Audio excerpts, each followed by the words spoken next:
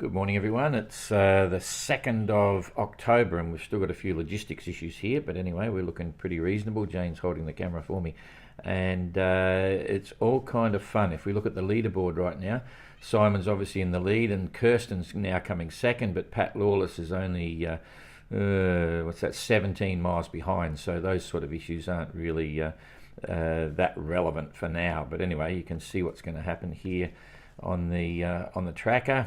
So that ridge of or that trough of no wind is pretty much sitting there, and there's not really doldrums at all, because if we just extend it back, you see this is really quite unique. I mean, it's not super special, but it's certainly a good way to cross the doldrums. You've only got one area of real complete instability. The rest of it's trade winds coming down from the southeast, trade winds from the northeast. They're colliding together. Of course, you can't have that, so this is very confused. But normally the doldrums can extend for hundreds and hundreds of miles, so everyone's looking pretty good in that context. But at the same time, when we come down here, Pat Lawless, Kirsten and Simon have all taken off. Simon's doing 5.6 knots.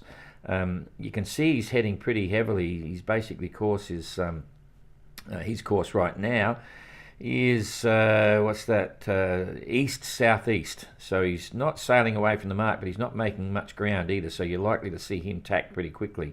He's further down than the others, so you can see the wind is pretty much a southerly. So very shortly, once he gets this sort of easterly component in the wind, he'll tack across and start coming down this way. Kirsten, however, her breeze is coming a lot more from the west, so she's got pretty much a southwesterly, so she's able to head down a little bit more. Boat speed wise, Kirsten doing 6.9 knots, really hooting along, and Simon is sorry about the cat. Simon is making 5.6 knots, and Pat's doing 4.5, so he's probably holding up higher to windward than the others. So a little bit of interesting stuff going on there. Simon is clearly further ahead, so if we look at the gaps here in terms of what's the distance along the run line there, he's about 70 miles ahead. Tapio, that's in line with Tapio. He's not making much progress at all. He's only doing 2.8 knots, so he's still in an area of light winds. He's slowly working his way in, and as he gets further down, the wind will get stronger, and then he'll be in the game as well. But he's 120 odd miles behind. The magic figure for Damien, if we come up here, Damien's now only 360 miles behind the lead boats on the run line. Well, in fact, on the course is probably more along these sort of lines here. Yeah, 350 miles, so he's taken out a couple hundred miles. So he's still doing very well, and he's right on the hammer of Captain Goog. Captain Goog's starting to run out of wind before Damien, obviously, so he's only making 3.8 knots, and Jeremy over here is making 3 knots. He's dead square. He's running dead square at the moment. So, but it's showing he's going to have a wider band here to get across. You can see it's softening off there, and Tapio's still in soft wind down here. So that'll be a challenge for him. Nord, I'll get rid of this. Nord up the back, he's got a bit of softer breeze there, still doing 4.2. So in touch, Ian Herbert Jones has been doing very well. Now he's got rid of the temptation of the Verdes. He's making 5.2 knots, and he'd be happy about that. Sea State would be really good around here. They'd be 2 meters or something, so they'd be having a great time.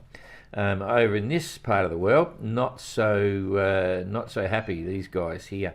You can see not a lot of breeze. Elliot slowed right up half a knot, so he's basically going nowhere. Guy's in the middle of it, 1.7, drifting along but going the wrong way. At least he's sailing, so he can keep the boat moving and get some sleep. That's the worst part when there's no wind. You just flop around. What do? Drop your sails or sit there? So it's better off to at least keep the boat moving and the wind vane steering, so you can relax a little bit. Ayrton's just starting to pick up the breeze now, 2.3 knots. He's sort of and heading, a little bit in the right direction. And Abelish over here, 5.4. So he's got the breeze, and he's coming across on starboard tack because it's very much a southwesterly wind for him. So the direction of the wind is going to dictate what goes on. And if I come back here, dictate what the guys do at the beginning. You can see here it's a southerly. Up the top here it's a southwesterly, and as they go down they're going to, oops, easy, get rid of that in a minute. you can see that they want to come down here, and as they get further along, it's going to settle into a southeasterly, and they'll be on a port tack blast, rocketing down towards Trinidad. But the issue is who gets across first, who gets out of this hooking breeze here and gets into the southeasterly. It's going to make a bit of a difference. So whilst the back enders have bunched up, I think you're going to see now that this sort of early group is going to start to pull away, and these guys will have the challenge of trying to get across the area of very light, confusing winds. So all kind of fun. I'll just back it back and see what the forecast is. See what the forecast is going to look like if we come forward a day here to the third. That's about it. That area of no wind is still there. I've probably made it a little bit too small here. Not moving much, but it's joining together here. That's going to favour this group. These ones have still got some challenges, but you can see it's come down more. They'll hold the breeze down, so they might get lucky. And if we go across to the fourth, you've got this bridge. All of a sudden, boom, low forming here, but it's going to be headwinds for these guys as well. And it's also going to, by the look of that, oh no, they're still going to get the hook. These guys are going to take off. So you're going to see another split, I reckon, in the next 3 days. But anyway, that's it.